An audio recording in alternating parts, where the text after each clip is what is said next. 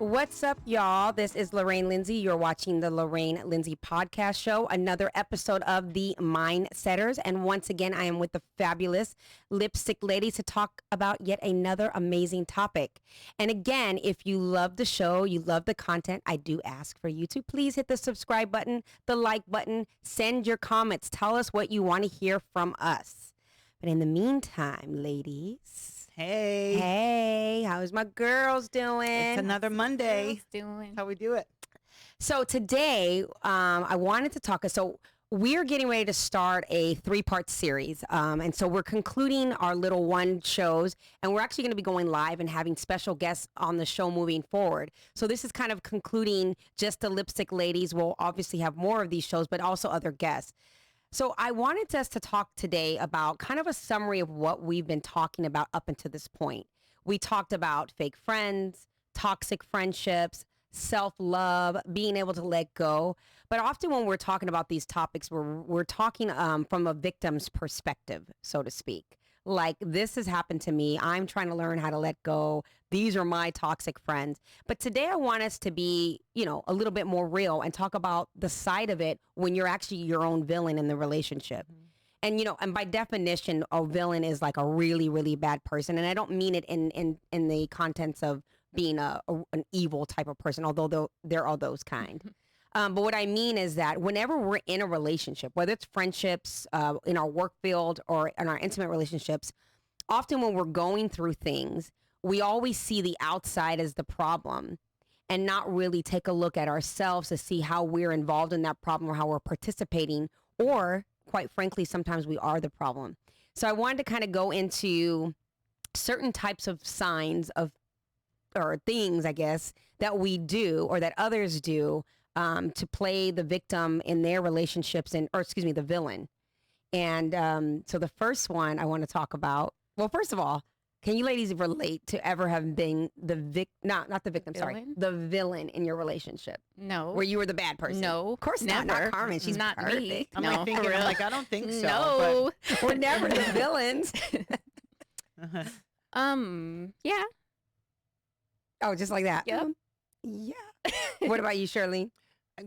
I have to think about that because in my mind today, it doesn't feel that way. But I guess if I reflect back, I can pull something out of my history and bring it forward for sure. Oh, I'm going to bring up some stuff, and I'm going to have you ladies start to think about, oh, crap. Yeah, that was me too. Because I'm going to tell you, for real, like, I've been a victim, for sure. Mm-hmm. I've also played the victim, for sure, when I really wasn't. I mean, I have done some things where when I look back and I'm like, I definitely was the antagonist in this part or in this situation. So let's talk about the first one, which is, this is probably the one that drives me the most insane. It's when you're in a relationship with a person who is not accountable. Accountability is key. It's the only, in my opinion, it is truly the only way that you can grow. It's like, if I'm accountable, if I can see myself in a thing and recognize like, okay, yeah, I am doing that. And how do I fix that and how do I communicate that? It really solves a lot of problems, but it's hard for us to take responsibility. Mm-hmm. So do you ladies want to kind of touch on that? Unaccountability for me. Yeah, I've been the victim, or I thought I was the victim. And then after processing what has truly happened and I never would look before at what I was doing wrong to run into the same personality of a person and why I was always drawn to like kind of a narcissistic personality and what I was contributing to that and calling myself the victim and saying, I don't know what the accountability was as far as like exactly, but I know that whatever I was reaching for in that relationship as far as somebody to save me or somebody to take away my burdens or looking at the narcissistic behavior as strength. Interesting. Because it was so aggressive and I hate to use the word abusive, but it is an abusive word. It's a little abusive, but I was associating that with a strong person, like strength, because they were so forthright with their communication and like so stern. And why would I and I would almost become the victim, but I was looking at it as strength, and I realized there was an issue with that. But let's with touch me. on that a little bit with the narcissism, right? Because listen, there's a broad spectrum of narcissism, and we all have a little bit in us. And there are some that are on the real, like their spectrum, they're up there. When you're dealing with narcissistic types of personalities, they have a very difficult time being accountable. Yes. I was with someone, my ex-husband. I'm just going to put it out there. He's in another country. He's not watching. But, but honestly, and I'm just being straight up, and this is not even me being playing the victim. He was incredibly narcissistic. And if I said to him, this is the problem, like this is what we're going through, you can't treat me this way, he would quickly turn that around and reverse it on me and make it my problem for making him treat me that way. Like, well, if you weren't this way, I wouldn't have to do this. If you weren't this way, it was always me. And he actually really played the victim most of the time. And it would literally make me feel as though I was going crazy. It would make me question myself. Like, I was like, well, maybe he's right at some point, even though I knew, like that the behaviors that he was demonstrating were wrong. Oh, you were going to say something, Charlene? No, I'm listening. Yeah? Yeah. You want me to say something? Yeah, of course, say something. I don't I'm know. like absorbing. I'm thinking. I don't know if I don't know if with being accountable, for me, being accountable is always looking at myself. So if I could say that I've been like a villain role, I had, thanks for bringing to my attention earlier, but I do have some where what your intentions are, and you think just because you verbalize it, but your actions are different from what you said. So being selfish, just wanting my cake and eating it too. But I don't want that relationship with you. I just want to do X, Y, Z and have you here when I need you here. And I was showing something different to this person, and really I didn't want it, but I just wanted it to satisfy what I needed at the time. And I think too that that could be a big part of sometimes being a villain in a relationship. Because we will, cognitive dissonance, right? We will rationalize our behavior sometimes. And so kind of what Carmen is saying to that story, you get into a relationship with somebody, but your intentions is not to have that relationship expand or become deeper than what it is. It's just a kind of like a superficial relationship. So you feel like you're being responsible by telling the person, listen, I want no strings attached. I just want it to be what it is. But you loved it for what it is, but then you start to recognize that the other person's getting emotionally attached. And then you feel like you have the upper hand. So it's you feel like you have the upper hand, or selfishly you don't want to let go because you're getting the attention and the affection from the person. They're giving you just enough. But you know that you don't have the same sentiment. They're giving you what you want. You're not giving them enough. Right. So I knew that. And you rationalize. This is where the cognitive dissonance comes in. You rationalize it in your mind by saying, well, at least I told them where I stand. So if I'm telling them where I stand, it's not my problem that they're getting emotionally attached. Instead of just saying, we got to cut this off because you're wanting more than what I'm wanting. We start off on the same page, and now you're kind of like have an expectation. And sometimes that's hard because you do love the affection and the attention from the other person. To your point, you said something about the intention versus actions. To me, if I know my intentions are good, I don't see that I'm a villain, even though the other person may not be receiving my intention as good because my actions are coming across as the villain to him or her. I can't control how that person perceives me showing up. I can only control how I understand that I'm showing up for that person. So I'm going to challenge you a little bit on this one. Because here's how I think about that.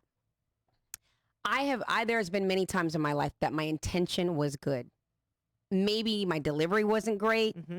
Maybe I was overly concerned with just my attention, that I wasn't looking at the response of the audience. Because although we have good intentions, our intentions are based on our life experience and what intentions we were taught to understand about ourselves. It doesn't mean that the recipient understands those intentions. And so sometimes we also have to watch the person that we care about or we're sharing with and see how they're responding, and then to get clarity and communication, saying, do you understand what I'm saying or what the intention is here? Because sometimes they really are misinterpreting it. And for me, at least, when my intentions were really good, most of the time it was because of my delivery. I pull these experiences from my 20s. Like, I think about it now. I think that's where we all come, we grow, and we learn, right? So these examples, once upon a time, were very strong, and I can look back now, even in my personal relationship with my husband. It's like, I want my voice to be heard. I want you to understand what I'm feeling, what I'm doing, what message, although he has his own. Right. And but you were like, me. Yes, Yeah. because I'm looking out for both of us, for all of us. So hear me out, because I got the plan. Let's do this. But in his mind, or I can't speak for him, but I can see, and the experiences show me that that's when that shutdown comes in, right? That's when that disconnect. But at the same time, he's also following my lead. Right. So there's that, sometimes there's that push-pull, because is he afraid not to follow your lead? In our 20s, it was different. I was... you're just talking about from old experiences. Just in general, But as we grow and we learn, we see things differently, right? Our experiences teach us differently in all aspects. But at the end of the day, for me, a villain is, I'm coming in this knowing that nothing else matters but what I need to get across, what I need to do. I do care, but I don't care how you feel. I want to hear you, but I don't really care what you got to say, because that's how I feel a villain stands out. And for me, and I know because the word villain sounds so harsh, but I think sometimes when we are being villains in our relationship, when we're the problem, I don't think most of the time people do it knowingly. I think that, it's usually connected to some need that the villain wants, right? So for example, if I'm a villain and I show up as a villain in my relationship by being controlling and needing control of things, and the other person says, gosh, this person just wants to control me, it's like I don't even have, it's like a little puppet on strings. That villain's need for control might be because they grew up in chaos. There's a connection to the villain. Triggers, yeah. So it's not that the villain is a bad person. It's just that they're not understanding the needs that need to be met. And so I guess the whole point of this show, meaning the other person, meaning themselves. Usually you're shown up as a villain in your relationship because of a need. There's a void. Okay. I can relay what I just spoke about, because that was reflection. Like, while I was in it, it was like, okay, I'm being clear. I'm telling him what it is. We're just going with the flow. So I wasn't like, I'm going to use him for this. It just, after reflecting on it, I could see how it looks like in that moment. That wasn't what. But that wasn't my intention. Was always like, well, I'm being honest. I'm telling him the truth. I'm telling him where I stand. He's just not hearing it. And then it was like, well, I told him, so that's on him. Right. So that removes the accountability. But also to her she was a villain, right? Because this person got more emotionally involved. But like she said, she reflect back, she saw, but while she was in it, the intention going in it was, well, we had this conversation. We're both clear that there's not going to be any strings attached here. But when he got more emotional, she kept her ground by saying, I'm clear that's not what I want. He was hoping by her actions, because her actions made him believe, I think she's just saying that because she's afraid, but she really does want what I want. And so there was this confusion, but like, he didn't. It is. Right. But then he became a villain at times too, because he came extra needy and put the burden on her. And so it was just a whole breakdown of communication. So I want to move on to another type of being a villain per se in a relationship. And that is when you're an unreasonable person. You're unreasonable or difficult to communicate with, and that shows up as that's funny, confrontational, defensive, controlling, just unreasonable. Just, this is my way, or every time a person comes to talk to you, you've got to be on the defense. You got to like whatever.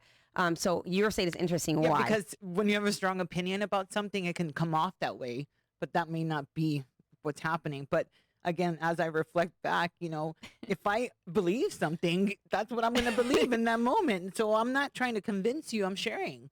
And if you don't believe what I believe, that's fine. But that doesn't mean I'm going to change according to what, in any aspect. I'm being very, basic with what my explanation is. But to a more personal experience, even in relationships with my daughter or my husband, if I want something to go a certain way, I'm going to make it go a certain way. That's just, that's my personality. Not until I got older, or really until, to be honest with you, till we went to couples coaching, till we went to therapy, till I could really look into, because you don't know what you don't know. Right. You can't see what you can't see. Right. In that moment, I'm thinking I'm doing a solid for my family and my husband, this is good. We're headed but his feelings were something else. My daughter's experience was something else. So I was a villain to them in those times, right? Gotcha. But I couldn't see But you didn't that. see that. You No. were.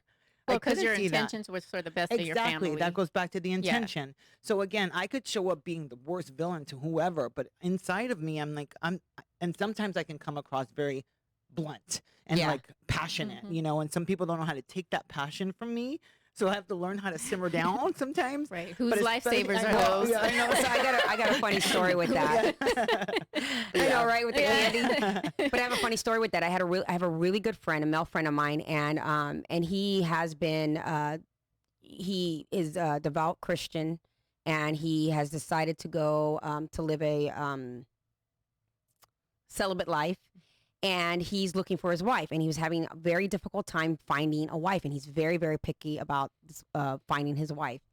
And so we had this conversation about it, and I gave him my perspective on who he is and how he shows up to find this wife. And I remember I knew my intention was so good, and I knew in my heart that what I was telling him was from a good place, because I'm like, he doesn't see why he's not attracting a certain kind of a woman. Mhm. And I'm his friend, so I'm going to tell him. Mhm. And I remember he said to me, Lorraine, you always have such great messages, but it is the method in which you choose to deliver the message which will determine whether or not it will ever reach its destination. Mhm. And that was such a gut check from my friend, because it goes back to what you're saying. Mhm. I have good intentions, but your good intentions, if they're really, truly good intentions, right? You have to pay attention to the people you're intending good for, because everybody receives messages differently. And I've learned that through maturity and learning, and I still have to learn that. I still work on that to say, you know, I have really good intentions with this person, but there's something in which the way I'm deliver, because I deliver the way I like people to deliver to me. Mhm. That doesn't mean everybody has that same thick skin. And I'm just like you, Charlene. I could be really brutally honest and rude. Even there are times that I'm rude, and and in my heart I mean well. And I'm like, don't they get that I mean? It's like, no, you have to take a seat back sometimes and say, you know, I'm sorry that I came to you this way. Maybe I didn't hear you first, because sometimes you have to hear what they really want you to hear, and then say, if you don't mind. I always say now, am I listening? Yes. Or do you want me to say something? Yeah. And then give them compassion without coddling them. Mhm. You know, and it's hard. It's difficult to do when you feel like you know better. Mhm. Especially when you're being honest with your feelings. And some people, like you said, they just want to hear something. And I'll just share a little story. I don't really. I'm having replay in my head right now. know. But go ahead. I Yeah. know. I'm like, I hope it's not I'm something I do, 'cause clear. I get in Like, trouble. I don't want kids. Clear. I don't even want to. Like now, today, like, are you talking about? You said Girl, you don't- I what- am not having no, no, old egg yeah, I babies. didn't think so. But you no, know. I don't want to have children, and Yeah. I'm really not interested in like dating somebody that has small children. So I'm honest with that, because I just don't. Mhm. It's my That's okay. preference, and it's okay. Yeah. I'm not selfish, but I'm in a selfish stage where I want to travel, I want to go do things, and that's just not something I want to do, is deal with small kids. So I was honest with somebody, and I tried to, like, my intention was just to be honest and let the person know it's not that I don't like you, it's just it doesn't work for my life. I got told that it was so insulting what I had said, that I have kids myself. And I'm like, but my kids are like, you have babies, like 1 and 2. Like, Mhm. the car seats don't go in my BMW. Like, Mhm. Right. you know, like, I mean, I'm just being real with Yeah, myself. I got to be no. honest with me Yeah, first. absolutely. So I don't know if that comes across as being a villain, but I I'm don't sure think so. Absolutely not. I think that, for an example, Uh-huh. culture.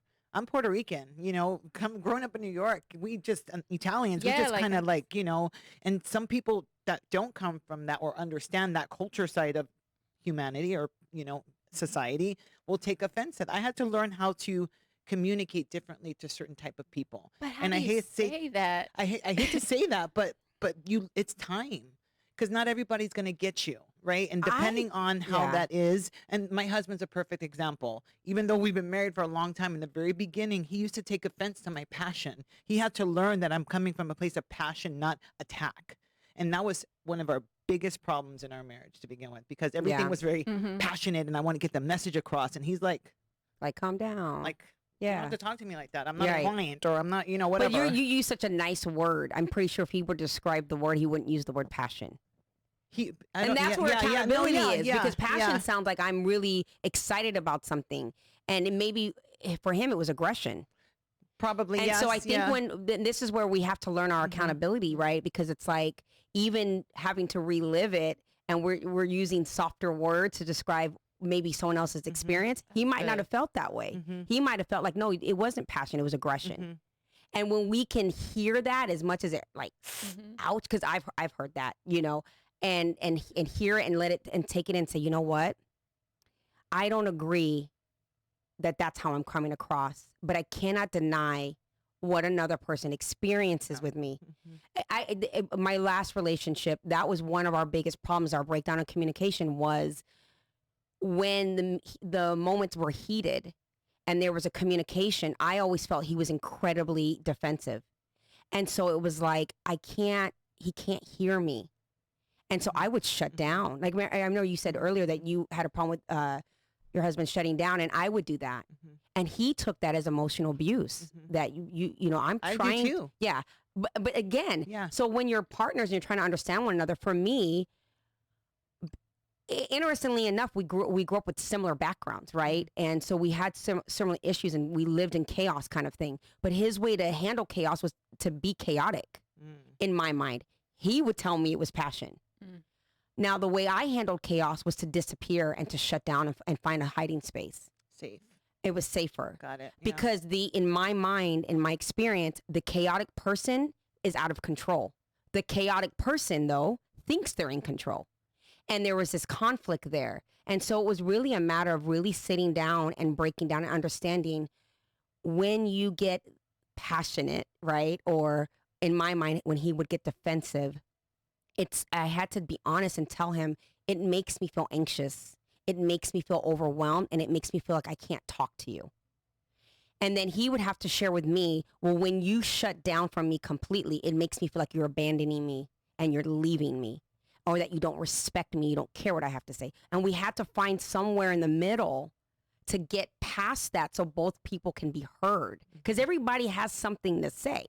And again, you would see him as the villain, he would see you as the villain. Same thing in my relationship. I think we all can relate to that. But I kind of want to circle back to what you were saying, which was, I think when you are getting to know somebody and you honor them with your truth, it can be controversial, it could be offensive, it could be something that because it represents their life, and you're basically telling them, I'm about to reject you.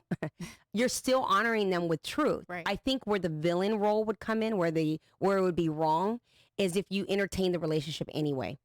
Right. I agree. And if you entertained it and let it go on to a point where you're like, well, I really kind of like his company, or I like whatever. So I guess this time he can bring the kids with. And that would send mixed messages. Yeah. And I think in that sense, then it would be more so playing the villain. I didn't want to even entertain it because I didn't want to know that I exchanged numbers. So it was, something I was interested in, but I know I can't give children what they need I'm not dating casually, or when I'm dating someone, it's to hopefully be married one day. Right. So that would be my responsibility. Good for you. And I know that's not something I want to do. I don't want to do kindergarten. I just don't.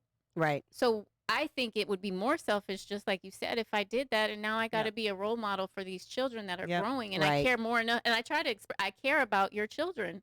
Right. That's, you know what? Sometimes you got to care enough to know, like, just because I'm not in their lives, as we're using the children as examples, that doesn't mean I don't care the fact that you're a man with children. Right. It's just that I care enough to know that I couldn't show up for them. Right. Not the way that they want, because I don't want to. And I think that's like, so a lot of people have a hard time being honest in that, So I want to move on if I may, or did you want to say something else? Okay. I don't want to. So another villain tactic that I definitely have done is manipulation. Right. And some part is even heavier, which is gaslighting. And gaslighting is kind of like a buzzword right now. A lot of people hear it and they don't really know what it is. So I put up the definition here for gaslighting. It says that gaslighting is a form of emotional abuse that's seen in abusive relationships. It's the act of manipulating a person by forcing them to question their thoughts, memories, and the events occurring around them. A victim of gaslighting can be pushed so far that they question their own sanity. Now, this is a big one, okay? Because a lot of people, particularly in the definition, it used the word abusive relationship. When it gets to a point where you're being gaslighted, it is a form of abuse. It's an emotional abuse. And I've been in relationships like that where literally something unacceptable was done, and it was abuse. I was being abused. And the person the next day would turn it around on me, knowing they did what they did, and have every excuse as to what I did that caused them to abuse me. And there were times, and then on top of that, then they would first start with that. Then I'd be like, you're trying to manipulate me. Listen, I'm a hothead. I'm not going to just lay down there and die. I fight for my right. No, absolutely not. And then they would turn around and take on the role of the victim themselves. And to the point of, I feel like a bad person. I'm so awful. I'm the worst person on the planet. How could I do this to you? I'm no good for you. And then you start to pity them, and you start to feel bad, and you get the guilt. And then I'll never do this again. I'm going to work on it. I'll be better the next time. I'm going to be good. And so they start with accusing you of causing the problem. And then the next thing they do is they go into this. They're the poor thing, the victim, how awful they feel for what they've done. That's their way of apologizing. And then the promises of, I'll never do it again. And we talk about intention. I actually believe that sometimes when people behave this way, those cycles of emotions that they're doing, they believe it. Of course. They believe absolutely at first that it's your fault that you triggered them to act that way. Then they turn around and believe, and you know what it all circles around is they don't want to be abandoned. So they'll do the sabotaging behavior.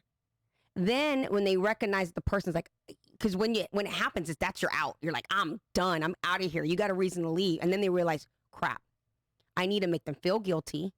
Then I need to make them feel bad for me. And then I'm going to give them empty promises. It's like a pouting kid. Yes, but there's no accountability in that. It's no real accountability. And we think they're being accountable because at some point they promise that they won't do it again. But it's never the first bit, and they only are promising, and they work on behavioral patterns based on losing the relationship, as opposed to recognizing that this is something I truly need to work on for myself, regardless of this relationship. So in order for them to get that insight, they have to have experiences, right? Because not everybody does the work. And this is of people that have actually done the work on themselves and can see, right? Or have somebody in their life that has done the work, that can see that where their work is needed too. For the average person, believe it or not, there's not a whole lot that can really say that they do the work or have done the work, at least in our age group, maybe coming now because, it's more okay. But that takes a big opening for someone to be accountable for that type of behavior. Why do you think that people don't do their work? What do you think that's about? They don't know. Pain. Pain. You think it's pain? Yeah, absolutely. And you think it's what? I think it's just not realizing that they have issues. Like, people think they are right. When you believe, right, whether right or wrong, when you believe something, you believe it. And until you get I always say, if God shows you who you are. Exactly, God. Like when he puts that mirror in front of your face, and maybe it just hasn't happened, because I truly, I've been in relationships just like you're speaking of. And so I in a relationship with the same person a few years ago, and trying to do it again. And the person I was then and the person I am now was totally different. And I didn't understand the manipulation back then. And it was like, what did I do? Oh my God, why is he acting like this? What did I do? Right. And this time it was like, you have issues. I ain't do nothing to you. Deuces. Like, right. No, because I could see, it was almost like I could see it coming, the manipulation. Your eyes are just open. It was so crazy to see it from two different perspectives. And like, literally when, to try to turn something on me, and I'm sitting there like, don't come in my house with that. Don't pacify me. Right. Don't do that. Did you believe that person knew exactly what they were doing?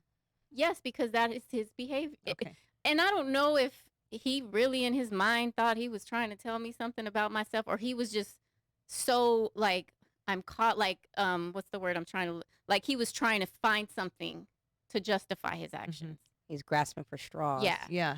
So I think sometimes too that we get in relationships only to end relationships to get to do the work. So perhaps maybe, and I think sometimes we can stunt people's work growth. You know, that's just the reality because we're so into our work and we're aware that the other person hasn't had the opportunity to really do the work in themselves. I hope. And you know what? And I think that I'm writing down notes as you ladies are talking, but pain and not knowing. And it's so, because it is true that most people who are villains, and we said this earlier, they don't know. They're not aware of their issue. None of us are aware of our issue. This is why community and relationships are so important, right? Yes. Because people teach us who we are. Our problems in our life will be our greatest teachers if we are mindful enough to let it be. So even when I coach people, I've been recently coaching quite a bit of people, and one of the persons that I was coaching, you know, he's so into his story and believes that story so that it's so compelling, and he's very much a victim in his mind that he doesn't see who he is and that he's a part of the problem. And so we had to literally I had to peel back some layers for him to really see how he attaches himself to love. And when he saw that attachment, then he was able to see how he was attracted to this relationship and this problem. And then he could see that he was part of it. And also the pain. I also think that I got my greatest amount of growth when I went through my divorce. I was so broken and I was so depressed and I was so lost and I felt like I completely lost who I was. I never thought I would be that girl. And I ended up being that girl. And in that moment of trying to heal and reflect and figure whatever, all I was looking for was a way to stop feeling the pain without it being the end of my life. I needed to find a way to, how am I going to like live and breathe again with all this pain that I have. And so it was compelling enough for me to see myself. And the biggest breakthrough I got, all the things that man had done, the greatest thing that he taught me was he wasn't the one betraying me. He was, but the betrayal was my own. Yep. Because I did not believe who he was when he showed me. And it also was a reflection of what my self-worth was, what my self-love was. And then there were certain things that I would do that participated. And I realized, well, who am I as a woman, as a person, that I'm attracted to this kind of abuse? Because there's something in me that's attracted to this. Because today, as beautiful, I mean, this man was fine. As beautiful as he was, as romantic as he could have been at times, if I met him today as this woman today, I would not be interested in him whatsoever. But it required me to go through that in order to really see myself in things. And here's the interesting thing, since we're talking about villains, that pain ultimately made me become more of a villain in the next relationship. I was gonna say that. I was so, and there was another learning thing for me because I was so much the victim in the other relationship that I had put on my suit of armor and I said, I am going to war. And I met this really nice guy. He was so sweet. Oh my God, he was so good to me. And I sabotaged that relationship. There was no way that this man was going to get close. And so I became like my ex. And that was a lesson for me too. And so, yeah. To that point too, I think people don't do their work because they don't want to get stuck in the pain. I think people are afraid to they will, experience something and get stuck there, not trusting that there's a way through and out. I believe that often that's why they're don't afraid of getting reflect. stuck, but what they don't realize is that they are stuck. That's why these problems are happening. That's why these relationships are not working out in your life. We're afraid of the pain, but we live through the pain anyway. That's sabotage. When we're not willing to do the work and be accountable and recognize where we are in those experiences, and you're exactly right, Charlene. You're exactly right. We all don't want to unearth what is going on the inner side of us, that little subconscious little kid that's in us that is dictating. Because by the way, everything that we do in our adult life is unhealed business that happened in our childhood. And that's how we created our suit of armors. That's how we created what we think is going to protect us. On the contrary, our successes too. when we have, a healthy home where there's empowerment and experiences and parents that love you and show you you're amazing. You grow up with a sense of confidence that's different from or you come from a dysfunctional home. Exactly. Or the opposite, you come from a dysfunctional home and that moves you into success. Correct. But then what happens is something I've seen. We build, like myself, I'll use myself as an example, is that what I learned this through this program, Landmark Forum, one of the best courses I've ever taken in my life. It was complete like gutted me, and everything was on the wall. And what I learned about myself was every strong suit of armor that I had, this independent woman, this strong-willed woman, this no one can tell me nothing, I don't care what you think, all came from me not belonging, feeling alone, and feeling like I was not enough. And so what ended up happening was I ended up building a world of success around it. And guess what happened in my success? I made plenty of money, but I was miserable because I didn't build it from a space of love. And so now that I've been able to peel that back, I can look at myself and say, okay, those were my suits of armor because of this, and really having to do some healing. So now I can say I don't need to live life to be successful provisionally. I can live life from a success of purpose. And that's, this is even the point of me doing this podcast, right. But I had to see me being the villain and being accountable and what I was doing to manipulate. You have to get to know who you are. Yeah. And I can't know that unless I'm honest about how people experience me. Right. To that comment I sent you earlier, the further we are from our integrity, the worse our situations become. That's just becoming in alignment with self, knowing who we are. Integrity is the core of our being. So to that, and that's where the whole topic, which we'll talk about later, nature versus culture, that's, our environment, where we grow up, how we believe, all of that influences our experiences and our growth in life. And I think that's important to realize, not just in relationships, but in just being alive. Right. Because that's the lenses which we start to see things out of. Absolutely. Absolutely. You were going to say something? Yeah, we create stories too about people. Like we hear what we want to hear. So one thing I've learned is just be quiet. And I'm good at being quiet. There's something said, good game peeps all game, right? Well, if I could see you and if my mouth is closed, I can see and hear you. Yeah. So, and listen to what That's people deep. say to you. Like people will tell you exactly. They will tell you and they will show you. They will show you. Right. If you just shut up. Right. And you know what, too, like, and again, me reflecting at times when I was a villain, and this is another point, it was a sabotaging.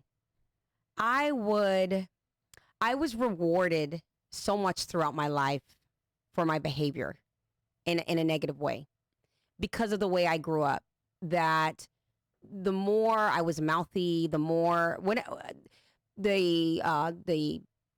just different things. There's different. I'm trying to think of some specific things, but there were things in which negativity I was rewarded for, and that's how I got attention. It's how I got reassurance. In my relationships, I'm known to be a runner. If I hit a wall in the relationship and it becomes overwhelming for me, the first thing I want to do is get out. I'm out. This person's not going to hurt me. I'm out. I'd rather leave them than stick around for this. I go in. I go in too. I do. I don't. But not as much ironically, anymore, my partners. The partners that I've had are the go-in people. They're the ones that are always fighting me. Fighting for me. Now, here's how I was rewarded. It negatively gave me a false reassurance that they were never going to leave me. So really what I was dealing with was my own abandonment issues, right? Yep. So I would meet someone who had abandonment issues. Theirs showed up as abandonment. Mine showed up as engulfment. So it's like, okay, they're going to pursue me and they're going to put pressure on me and they're going to love on me and then they're going to do something. They're going to drop the ball. I know they're going to drop the ball and I'm waiting for it. As soon as they drop the ball, I'm out and that person's devastated. You can't abandon me. You can't abandon me. And I'm like, you can't get close to me so you can abandon me. And so there was That's growth, Lorraine. I'm telling you, it was powerful for me to realize my villain. Yes. It is so powerful because then I started saying, Lorraine, like you are throwing away things if you don't know what could be of something and not really fight for it and put both feet in, because I was always 1 foot in and 1 foot out. My last relationship, when I went back, I said I have to go in with both of my feet because I haven't been fair. The prior, when we had our relationship prior, I wasn't fair. I was sabotaging quite often, and I can own that. But when I went back, I said, I have to give this person my all, because not only do they deserve it, but I deserve to do that for myself too. And that the fact that someone's going to leave you is inevitable, because we're either going to stay together until death do us part, or the relationship's just going to grow apart. And I had to let go of that fear and heal from other things in my life. So sabotaging is definitely one of my villains that I have. It's the opposite for me. It just was like a light bulb that clicked. So I would fight, like, I can't play poker because I'm not going to throw my hand in, because I gotta win. And it's like, so I would sabotage because I didn't know how to pull back. So it would be like how you say you shut down, and I'll be like, well, I need clarity. I need to know. This is how I feel. This is what I want to know. And it's like, it's extreme, but it's not like, it wouldn't be considered villain because I was the one hurting myself. Right. So I was you were being a villain to yourself. Right. Myself, not For so much sure. the other person. So it just was a light bulb that clicked when you said that. I have something, even though I'm married and I believe in the vows, very early in my marriage, I was halfway in, halfway out, only because of fear. My parents divorced, and, yes, I'm married. We have this household, but I couldn't give all of me to my husband and to my family. It was that thing that just in case this happens, I'm ready. Just in case this happens, I'm ready. Not until like in my 30s, I just turned 41, did that shift for me, because I started to see the other side of it. I couldn't see that other side. I was just preparing for, if something happens, I'm ready. If something happens, I'm ready. Although this is what I want, but I'm just in case I'm going to do this over here too. And then I had to go all in. And that's when my pain came. Ooh. When I decided to just, because you were vulnerable. Exactly. Yeah. That was very hard. I didn't realize how hard, even now it's still kind of hard for me to be vulnerable. But in that place and he felt that the whole time, and I didn't understand what he was feeling, because he didn't feel like he was enough, and not understanding that you were afraid you weren't enough. Again, for that, it's like attracts like. Yeah. And when, like I said, my scenario was abandonment versus abandonment. Yours was not enough versus not enough. Mm-hmm. Two people having at the root of the tree this same emotion that they're afraid of. That's what connects us. Yep. Mm-hmm. What connects us to people is what we need to learn about ourselves. Yes, amen. And so when we're both there, quite often it shows up, it demonstrates behaviorally very different. And both people are fighting to protect what they're afraid of. And it's very often, and when I talk to couples, 95%, 98% of the time, emotionally, they have the same root. They're coming from the same tree, honestly. And so it's recognized. That's why you have to know your villain. Mm-hmm. Yeah, I'm acting this way, or I'm afraid of this. Why? Mm-hmm. It is not because of this person, although in the moment it is. But what is the root to this tree, and how do I relate to my partner so we can have compassion and learn to deal with what we both understand as a powerful emotion? Because emotionally, we're feeling the exact same thing. That's where we relate, and sometimes it's so bad. You're literally in so opposite directions. And again, this is where the accountability is important. And if you can't be accountable when you're with your partner to say, this is what I'm scared of, this is what my vulnerability is, when you do this, it makes me feel like this. If we don't know how to do that and be accountable and saying, this is why I'm acting this way or behaving this way, the relationship won't work. You can't grow if you can't identify who you are and be accountable for that. Mm-hmm. And that was, I think all of us can relate, where relationships in our lives started to either break down or completely break off. Mm-hmm. And it was a lot to do with, the biggest thing was accountability. Mm-hmm. And not being over responsible too. There's that other measure, right? We take accountability. Yeah, you don't want to be over accountable or over responsible. Yeah, listen, I know. I know. Yeah, she is Mrs. Over accountable. She'll tell me a story. And I'm like, girl, it's his turn. Like you can't be so accountable that you make a rite of passage for the person's behavior, or that you rationalize it, or that you make you get so accountable that you're accountable for them too. Mm-hmm. So you're exactly right. There is a fine line with that. And I think that's what we're all learning every day. I mean, there's no formula to exact. It's what our journey is here. And these are good points of perspective and insight to help us all grow, because we're all going through something, right? That's just a matter of fact. But yes, our relationships teach us so much. I think this was actually really good. This was great. It was kind of off the cuff today, but it worked. Yes. So let's conclude, because we're about 45 minutes in, and let's do our little round robin. And what is your takeaway from victim versus villain? I think we all have a victim and villain in us. I think that that's just a matter of fact. And I perceive a villain as that insecurity, that trigger inside of us that comes out and behaves a certain way because of it. So whether it be not being enough, whether it be unloved, whether it be, the lack of success, the lack, whatever that may be, there's a history to that needs to be healed. And until we deal with that, we're going to have that villain show up, and it's going to show up. And there's always going to be that thing. Will we ever get rid of it completely? Maybe, maybe not. I mean, that's just where life takes us, but definitely. The yin and yang. Exactly. What about you, Miss Carmen? I just would like to say to people, question yourself, ask yourself who you are, who you want to be, if you're at peace or you're not. And if you're not, try to dig deep into yourself and find out what it is about you that's causing you not to be at peace with yourself. And maybe you are a villain and you're playing the victim. Ooh, that's good. Mm-hmm. I like to say that every storybook has a great villain, right?